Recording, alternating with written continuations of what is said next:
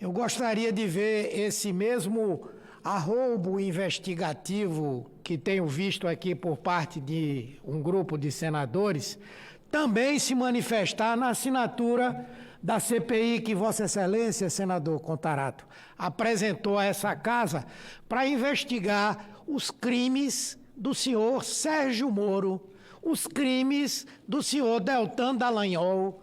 Ainda ontem, uma revelação do Intercept demonstra que o senhor Deltan Dallagnol não só prevaricou, mas cometeu crime de corrupção ao permitir que fosse feita uma denúncia contra uma empresa envolvendo 2 dos seus sócios, enquanto a terceira sócia foi poupada porque havia contribuído aí para um instituto Moody.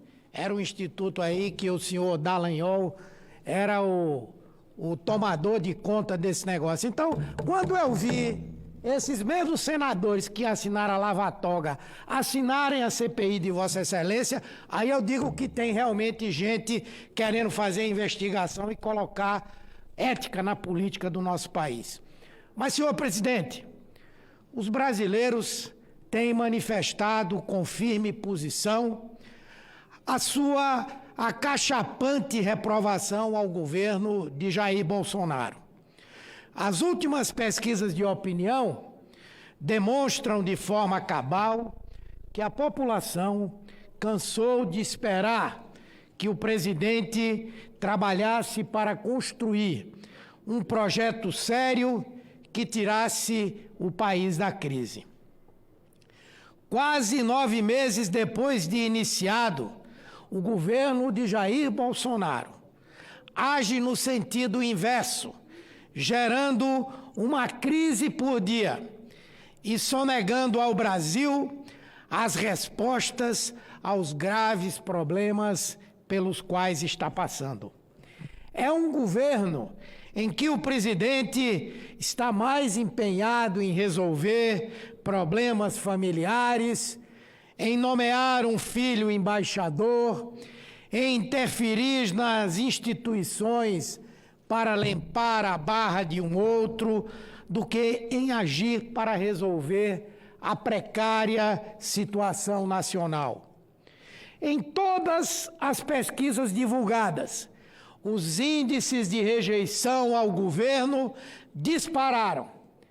Para pegar o Datafolha, o insuspeito Datafolha, já chegam a 38% aqueles brasileiros e brasileiras que consideram ruim ou péssima essa gestão desastrosa. Outros 32% reprovam o comportamento do presidente e 44% dizem que nunca confiam naquilo que ele diz.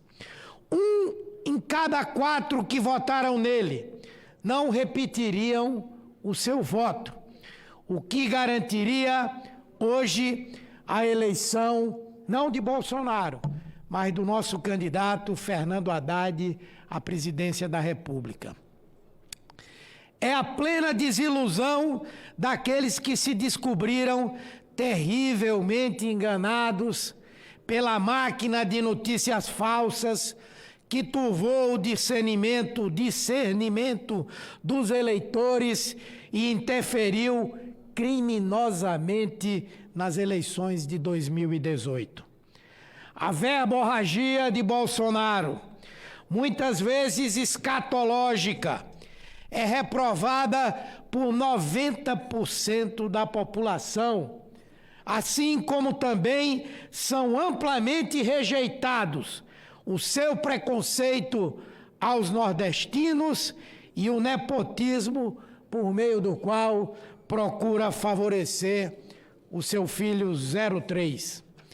Não estranha que seja entre os mais pobres, entre aqueles que ganham até 2 salários mínimos, fatia que representa quase metade da nossa população, que a reprovação ao governo tenha estourado.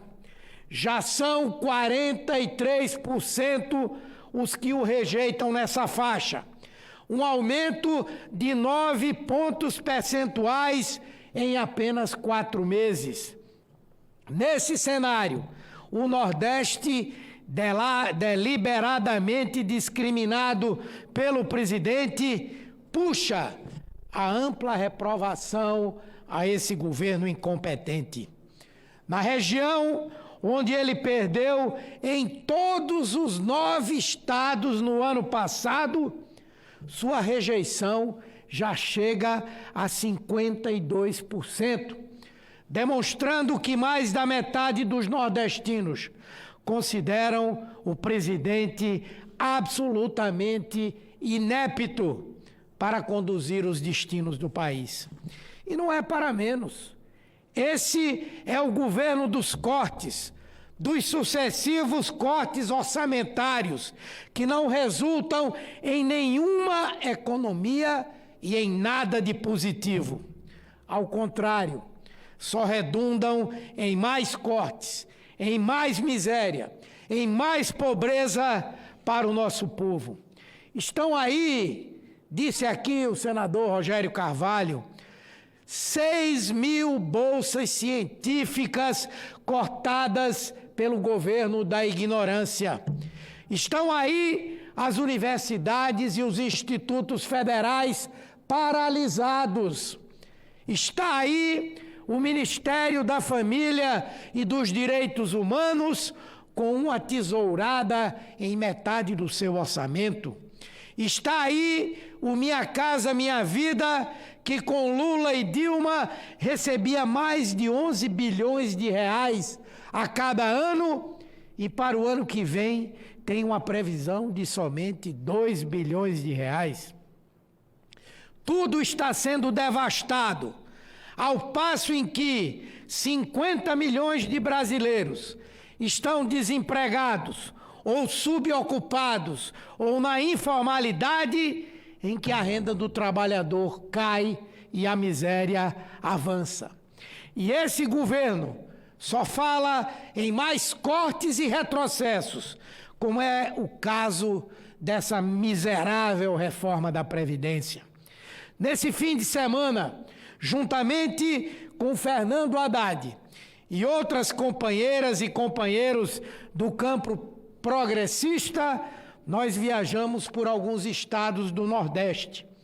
Na Paraíba, estivemos em Monteiro, no último domingo, para um ato em favor da transposição do São Francisco, que foi paralisada.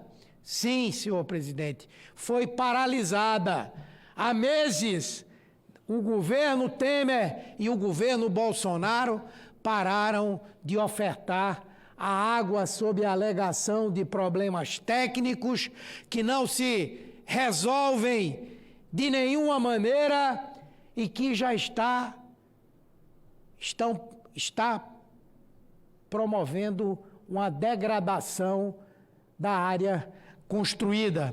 E eu não tenho dúvida, em outros momentos eu diria que é incompetência puramente. Em outros momentos eu diria que talvez até seja verdade que existam problemas concretos, mas com esse governo, a única coisa que eu posso dizer é que é retaliação.